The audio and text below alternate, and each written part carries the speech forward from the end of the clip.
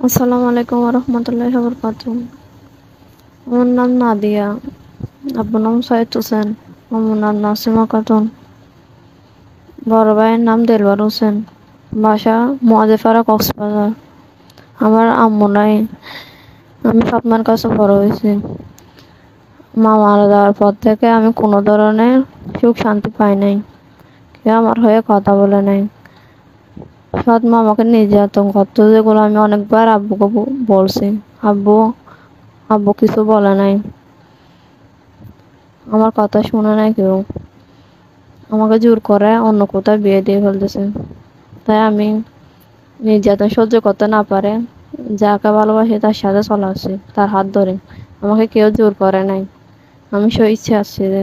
কেউ অপহরণ করে নাই, আমি নিজে স্বইচ্ছে বাইর হয়েছি যে। আমি বের না হলে কারো ক্ষমতা নাই আমাকে বের করার। আমরা রিলেশন করতাম, যে এটা আমার বাসায় 2 বছর আগে থেকে জানতো। তার জন্য আমাকে নির্যাতন করতো অনেক, এমনকি আমার বড় আপু আমাকে মারছে। আমাকে জোর করে অন্য কোথাও বিয়ে দিয়ে ফেলতেছে। তাই আমি আমি নির্যাতন সহ্য করতে না পারে যাকে ভালোবাসি তার হাত ধরে চলে আসছি। আমি বারবার বলতেছি আমাকে কেউ অপহরণ করে নাই। না সত্ত্বেও আমার আব্বু এই ধরনের নিকৃষ্ট কাজ করবে, সেটা আমার কল্পনার বাইরে। আমার আব্বুর উচিত ছিল আমাদের জন্য দোয়া করার।